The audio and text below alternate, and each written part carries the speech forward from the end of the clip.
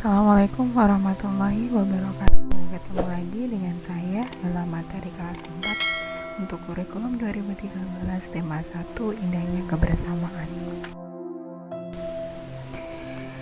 Dalam tema 1 kita akan mempelajari subtema 1 yaitu keberagaman budaya bangsaku. Nah, coba lihat masyarakat di sekitarmu, apakah mereka berasal dari suku yang sama? Apakah di antara mereka berasal dari suku bangsa yang berbeda? Ayo kita cari tahu.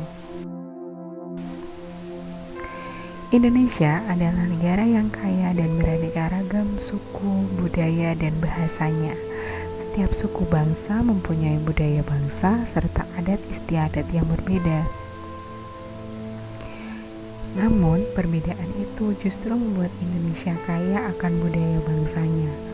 Oleh karena itu, sama dengan semboyan bangsa Indonesia yang berbunyi Bhinneka Tunggal Ika, yang artinya berbeda-beda tetapi tetap satu.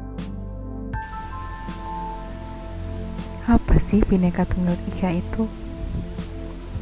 Semboyan Bhinneka Tunggal Ika itu diambil dari kitab Sutasoma karangan Empu Tantular. Maksud dari Bhinneka Tunggal Ika sendiri adalah walaupun Indonesia adalah negara dengan banyak suku bangsa, budaya, dan bahasa, membuat Indonesia menjadi bangsa yang kaya akan budaya, rukun dalam toleransi, dan hidup berdampingan tanpa saling bermusuhan. Karena itu, kita sebagai bangsa Indonesia, sebagai saudara, jadi kita harus saling menjaga agar Indonesia tetap utuh dalam persatuan.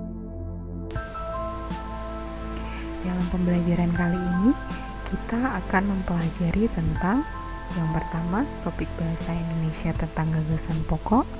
Yang kedua, topik IPS tentang keragaman budaya di daerah. Yang ketiga, topik IPA tentang cara menghasilkan bunyi. Kita masuk pada topik pertama, bahasa Indonesia. Gagasan pokok.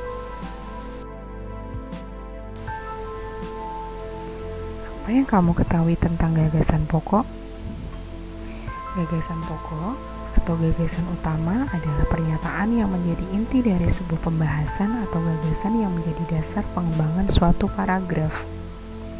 Gagasan utama biasanya terletak pada kalimat utama yang biasanya terdapat di awal dan akhir paragraf.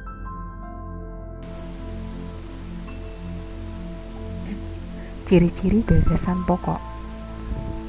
Yang pertama, gagasan pokok pasti mengandung topik permasalahan yang dapat dijabarkan lebih lanjut. Yang kedua, biasanya berupa suatu kalimat lengkap. Yang ketiga, mempunyai arti yang jelas tanpa dihubungkan dengan kalimat lainnya. Yang keempat, dibentuk tanpa kata sambung maupun transisi. Yang kelima, pada paragraf induktif, gagasan pokok ditandai dengan kata-kata kunci berikut ini. Sebagai kesimpulan, yang penting, oleh lantaran itu, jadi, oleh karena itu, atau bersama ini, demikian, dan lain-lain. Cara menemukan gagasan pokok. Yang pertama adalah kita harus membaca dengan cermat. Bacalah kalimat demi kalimat di dalam sebuah paragraf pada teks tersebut dengan cermat, dan pahami juga apa yang sedang dibahas atau dibicarakan di dalam teks tersebut. Setelah membaca teks itu secara keseluruhan, jawablah pertanyaan apa yang sedang dibahas pada teks itu. Jawaban dari pertanyaan itulah yang menjadi topik utamanya.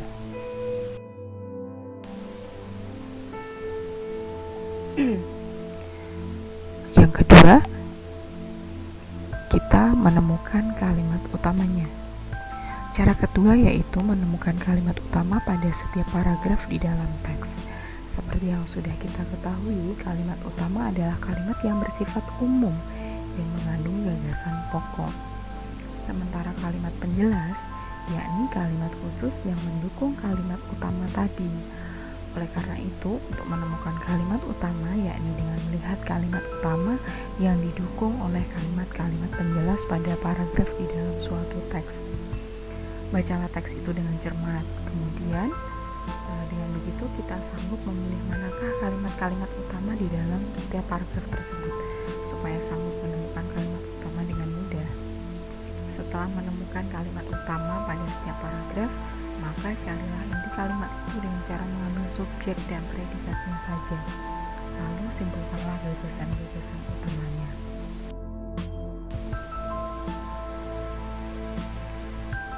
Gagasan pokok menurut autornya dibagi menjadi 3. Yang pertama,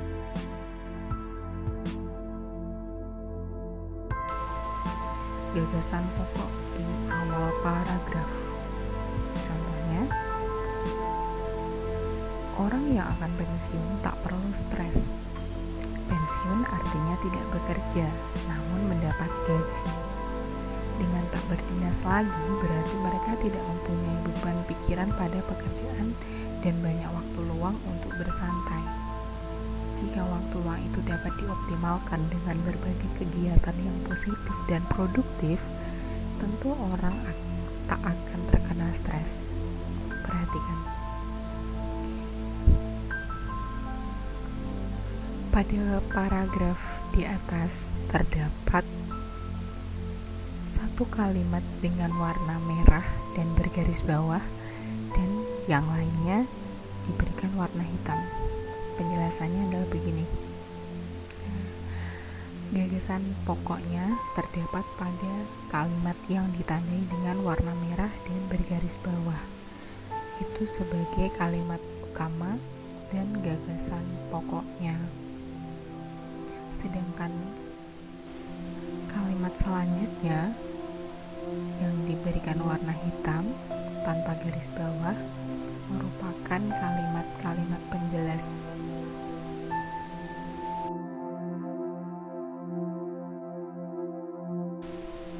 Yang kedua, gagasan pokok di akhir paragraf. Contohnya, seorang muslim telah sewajarnya untuk rajin beribadah dan berdoa setiap hari. Lantunan kata indah mesti dipanjatkan kehadiratnya. Ia yakin dengan berdoa semua harapannya akan tercapai dan kesulitan pun akan dengan mudah bisa diselesaikan, karena untuk seorang muslim doa adalah senjata paling ampuh. Pada paragraf ini, pada kalimat terakhir diberikan tanda dengan warna merah dan bergaris bawah. Kalimat dengan warna merah bergaris bawah ini adalah gagasan pokok. Jadi dia terletak di paling akhir, kalimat paling akhir dalam paragraf di atas. Sedangkan untuk kalimat penjelasnya dimulai dari seorang muslim sampai dengan mudahnya bisa diselesaikan.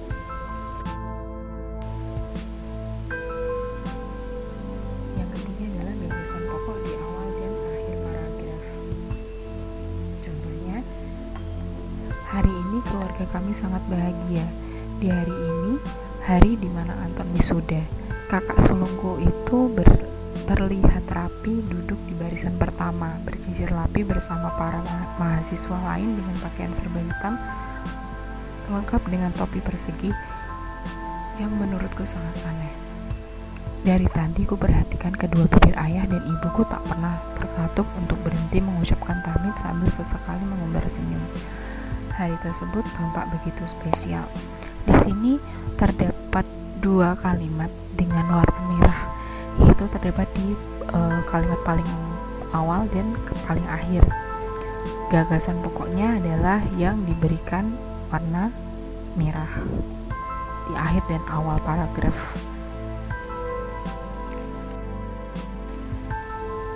Sekarang kita bahas beda gagasan pokok dan kalimat utama. Kalimat utama adalah kalimat yang berisi gagasan pokok dan diperjelas oleh kalimat-kalimat lain dalam suatu paragraf.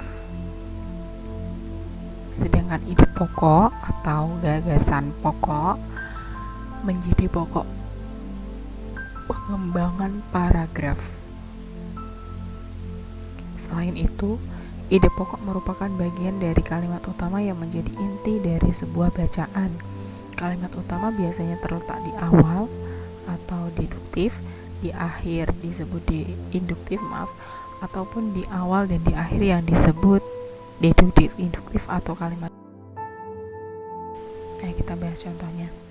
Indonesia memiliki kekayaan alam yang sangat melimpah. Kekayaan alam tersebut terdiri dari kekayaan alam yang bersumber dari darat, laut, dan dari dalam perut bumi.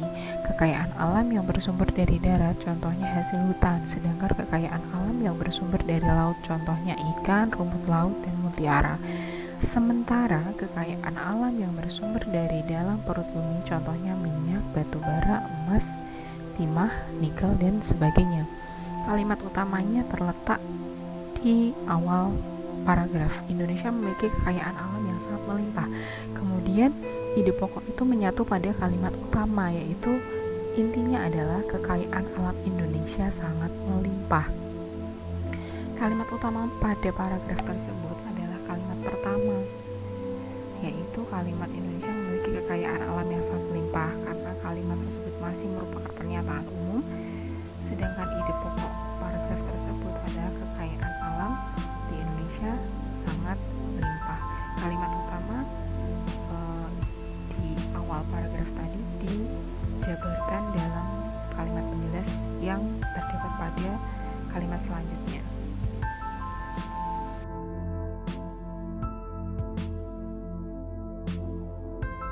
Sudah menonton.